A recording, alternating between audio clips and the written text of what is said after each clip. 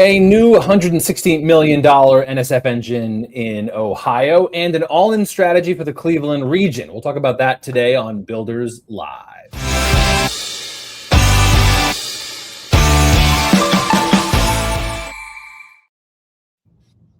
Hey, I'm Chris Wink. I'm the co-founder, publisher of Tech, the news organization, the community of technologists and entrepreneurs. We are fascinated by how regional and state strategies of economic development are shifting with entrepreneurship, science, and technology. I'm going to talk about one exciting initiative today with Baiju Shah, the president and CEO of the Greater Cleveland Partnership in Ohio. Thanks for being here. Thank you, Chris. Good to see you. Great to see you. We had an initial conversation a couple years ago. We were checking in about what's happening in the great state of Ohio. We scheduled this time together to dig in on the all-in strategy that you'll explain in a moment. But we got a bit of breaking news that I want to touch on. Northeast Ohio was named just this week for the next NSF Engine Award. Just give me a little bit of word on the ground on that before we get to the tactics of all in. Well, we're excited about this announcement. It actually happened just yesterday. It was the official announcement. We knew about it for a little bit of time, of course. And it's actually a great example of our all-in strategy in action. What this is really is it's a $160 million award, as you mentioned, from the National Science Foundation. That's complemented by $120 million just in the first 2 years by over 70 partners, large, small institutions, civic, all across Cleveland, Akron, Canton. An amazing collaboration and collective commitment to build on not just a legacy that's here, but a presence that's here of the greatest concentration of chemicals, metals, and polymer firms really in the world, now directing them to the future so that we're solving national technical challenges and addressing global opportunities in aerospace and energy and medtech and many other sectors.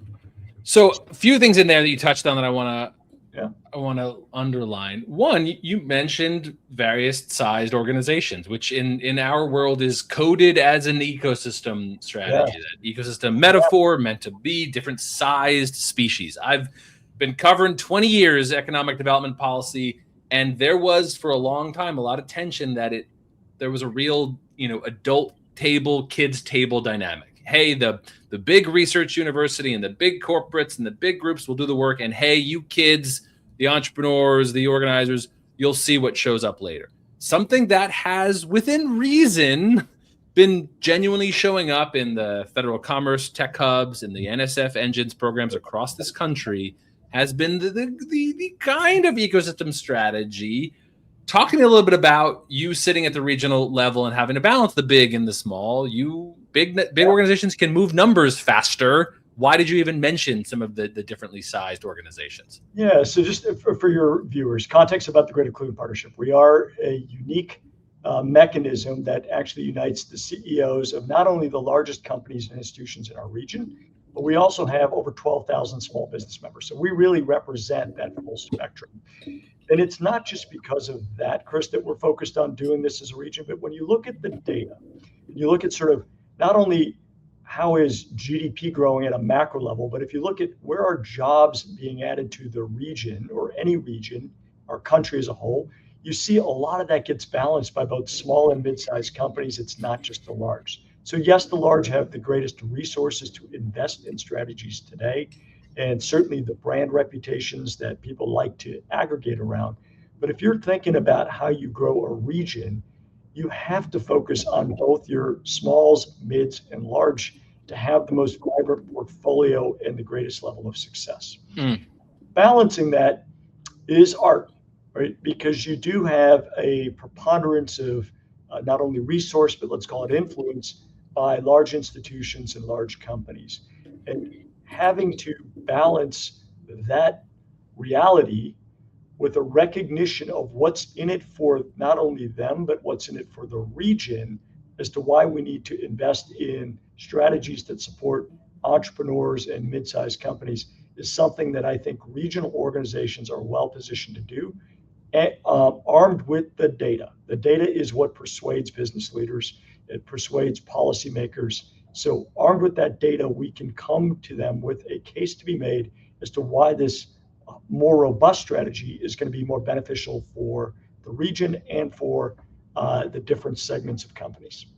I want to get to all in as a regional strategy that others can talk to, but one thing that always sticks in my head from reporting, the place-based economic development strategies tied to federal government. I've covered it going back to Obama administration through Trump 1, sure. Biden, Trump 2.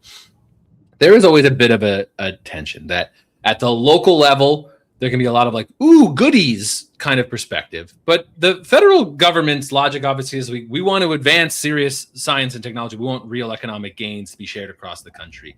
How do you, as a regional leader, as part of this coalition, balance the like demands of we need to do serious cutting edge global work? And yes, of course, we have a local first mindset. It's my job to have a local first mindset. How do you balance the federal or global outcomes alongside local need?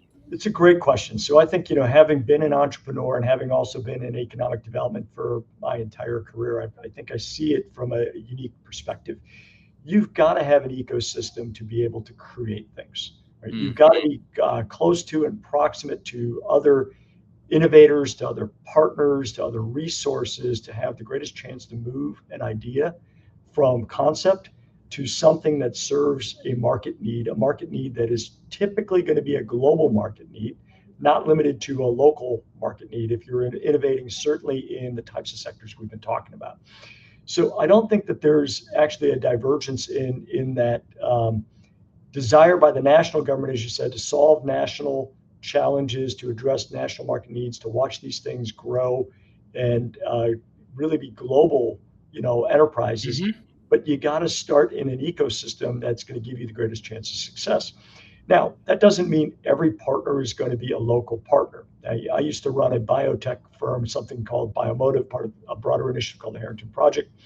We source technologies on a global basis. We develop technologies with drug development partners on a global basis because everyone had special capabilities towards global diseases, right? So you're going to be able to piece these things together, but we benefited from being in a vibrant local ecosystem so that the preponderance of our team, preponderance of our relationships were in a local ecosystem, not in a global, distributed manner. I might loop back to that, but let's go into the broader strategy. I'm most interested in how regions do coalition building toward a central goal, because Cleveland has had challenges. It was classically seen as one of the Rust Belt cities. There was decades of population decline that has flatlined now. I want to talk some questions there, but first start with you as part of a coalition of regional leaders, the all-in strategy. Give me the sense of what that is. Just a couple of comments there. So all-in is not only the name of our strategy, it's the code for our values. We've got 7 values that we describe. That starts with being inspired and ends with being in unity, always working for the community, not caring who leads or who supports or importantly, who gets any credit. And those 7 values we defined when I started here at the Greater Cleveland Partnership. We defined that in partnership with other critical ecosystem partners to describe us when we're at our best.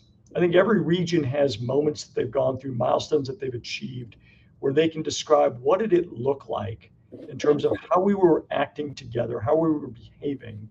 And we wanted to name that. We wanted to name it because when I think about an ecosystem, like I've thought about organizations, the values or the culture are fundamental to the success of the enterprise. So all in is a mindset, but it's also a spirit of values. And then it becomes the moniker we use for everything we do. Starting with that foundation, which is a series of values that we practice, we have a plan then that we developed with the business community and partners on what was going to take Cleveland from a level of what we would call mid-level performance relative to our peer set in GDP growth and income growth and jobs growth in the 2010s to top tier of our peers. That's our aspiration in the 2020s. That requires making choices, right? You can't do everything. You've got to build on your strengths, but you've got to aim them towards opportunities that are out there. So whether it's around material sciences, as we started this conversation, or other segments, we chose a series of strategies that are underneath our brand of the all-in plan, and then we got to work. But importantly, it's the how, right? So when you say we're going to build on the strength of our material sciences and our industrial heritage and our industrial presence towards the future. It's not about GCP alone. It's 70 partners coming together as we did to work over 3 years to forge a strategy that yesterday was awarded a major NSF engine. But that's not just sort of wishful planning. It's 4 years of work, $120 million of commitment from within the region that demonstrates why it's a good investment for people from outside the region. Yep. And this trade that I have viewed, at least, the Technical Newsroom, as we've covered the industrial policy, the tech hubs, the NSF engines in particular, there's a kind of trade, right? Like the federal government says, we believe we have big challenges we need to confront. And there are regions around this country that have perhaps underutilized capacity, great research, great talent. And so the idea is that, hey, we'll pool federal dollars. Yep. You region with some strengths go address a big problem. And yes, we think it's great if there's regional economic development that comes out of it. This fits in to a broader change around economic development that I've become obsessed with. It's become a big part of my own reporting practice. From a kind of 20th century economic development model, very much built on jobs credits, and we have very tight formulas for business traction, corporate office relocations, to the beginnings of more of a serious focus on grow your own. Hey, how do we commercialize research out of a Cleveland Research University? How do we get that entrepreneur to grow at a bigger scale here? Can you give me just a little bit of insight from you inside economic development? I know you've had entrepreneurial, track record too, but you've been around economic development a while. Can you give me your view of how the field of place-based economic development is shifting, and how much, entrepreneurship or grow your own is becoming a genuinely leading part of the work? Yeah, I think it's, so there's a couple things. So, again, as you mentioned, I've got a long history in this space as you do. And so, if you think about kind of the early 2000s form of economic development, you've got kind of two things that were in tension. One was sort of the idea of we're going to chase companies to do major expansions, major investments, things that are wonderful when they happen for a region, but hard. The other side of that was we're all going to become Silicon Valley.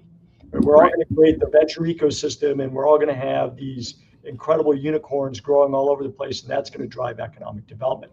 And the reality is both of those things can happen, but they have low probabilities, right, in pursuing each of those strategies.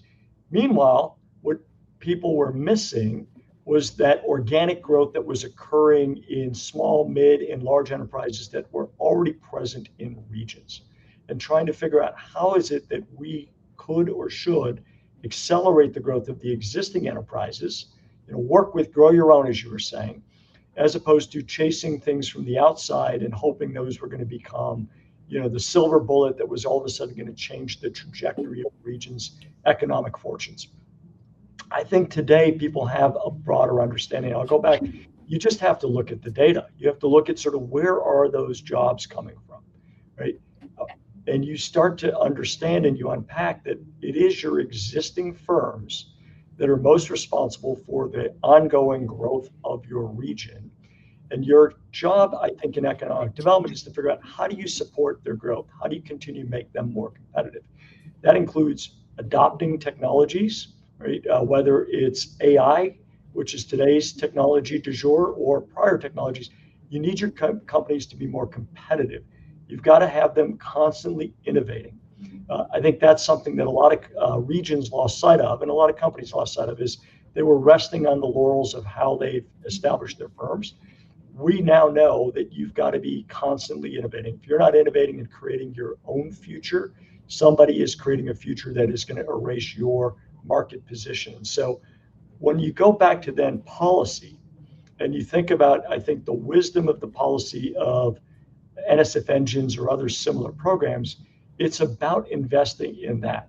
It's about investing in, the firms that are already present, where you've got those incredible concentrations of resources, but starting to connect the dots and accelerating the pace of innovation and co-creation.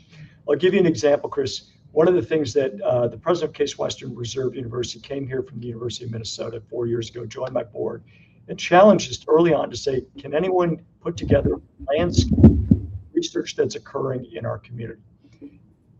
No one had done this before. We hired a firm. We found out that you can see this beautiful map of research occurring in corporates, smalls, and institutions.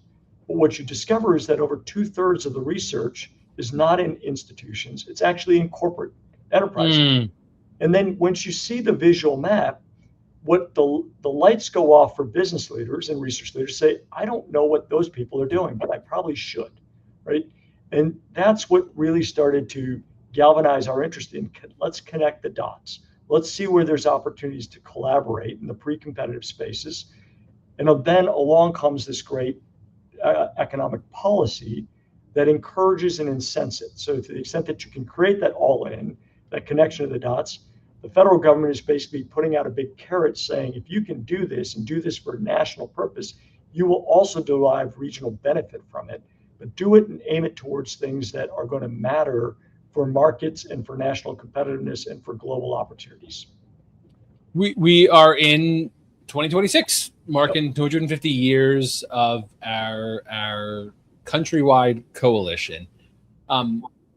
When I cover this economic development work, when it shows up at its best, it appears to be one of the places we still have some semblance of bipartisan work. I have reported, we at Technically have reported, when there are coalitions that are stitched together in different ways, rural, urban, state, city, Democrat, Republican, that is a very sensitive, very rare thing in our era. And I wonder from where you sit, perhaps using this NSF Engine Coalition as a case study or using All In. Give me your view sitting there in Cleveland. This coalition work is really hard in our country right now. How is it showing up across the political spectrum? When is it working? When is it not? Yeah, it's interesting, Chris, you talk about this. So we always talk about here at Greater Cleveland Partnership, we look at everything through the lens of growth and prosperity, right? We don't put a political label on it. We understand what the strategies are that are required to drive growth and prosperity across our entire region, which includes urban, suburban, exurban, rural areas. And as we bring an initiative forward, whether it's NSF Engines or otherwise, we're describing it in those terms. And I think because we're describing it in terms that relate to things that are as American as motherhood and apple pie, whether you're a politician from the Democratic Party or the Republican Party, you can align behind the outcomes that we are seeking for the communities that we all care about. What I know, working closely with public leaders on both sides of the aisles, for those that don't know Ohio, we have Republican-led state, Republican senators, but we have Democratic strongholds in our cities, Democratic Congress, congressional representatives, Democratic mayors, county executives. And we encourage them to work together on these topics by depoliticizing it. We don't talk about this in political terms. We recognize that all politicians need to find their, let's call it the credit that they deserve for supporting policies or supporting programs or supporting grant bids. We appreciate that is something that we need to recognize in terms of their involvement, but we encourage their involvement because they care about the outcomes for their community. And that's how we continue to sort of navigate what is always a strident set of dialogues between the Democrats and Republicans, especially in election years, is we just try to walk away from that and say, this is about growth and prosperity for our community. This is why it's important. And I have to compliment the administrations that have continued these policies independent of the changes in administrations or changes in congressional leadership, because these are the things that are important for America's long-term economic competitiveness and geopolitical security. This is not about, short-term gains. We've got to win on technology. That has been the strength of our country over 250 years since the Declaration of Independence. That has got to be the strength going forward, is that we've got to have the technology to drive economic and geopolitical competitiveness for the prosperity and security of the residents of our country. I hope to talk to you more recently than we did last time. But if I'm checking in with you, a couple years from now, what should I be asking you about as a signal of Cleveland doing well, all in the campaign, and this newly awarded NSF engine? What should I be asking you in a couple of years?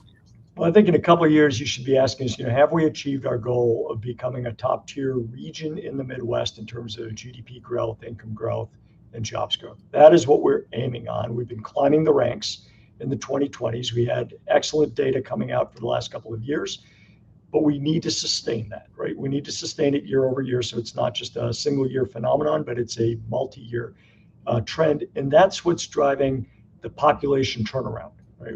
As you mentioned, we've gone from a period of decline to flat to starting to see the green sheets of growth in population. And when you look under the headlines and you look at sort of really kind of what the age segments are, you're starting to see significant growth in the working age population, which is fantastic for the future of our region. But those are the things that you should be asking me about, like how are we doing? And the strategies, including the NSF engine, is a part of how we get there. It's not the only thing that a region should be doing, because you've got to be investing in not only business and innovation, you got to be investing in people, and you got to be investing in place that attracts business and place that attracts talent. So when we think about things that we care a lot about in Cleveland, and I know certainly you guys care about a lot about in Philadelphia, and the investments that are important in placemaking, whether it's around neighborhoods, parks, arts, culture, sports, entertainment, that's about business and talent attraction. It's not just about having shiny objects. These are critical elements of driving regional growth. Baiju Shah is the president and CEO of the Greater Cleveland Partnership, part of a coalition that just announced a new NSF engine in Northeast Ohio. And the all-in economic development strategy is what we talked about today on Builders Live. Thank you so much for your time. Great to see you, Chris. See you next time. Bye-bye, everybody. Bye.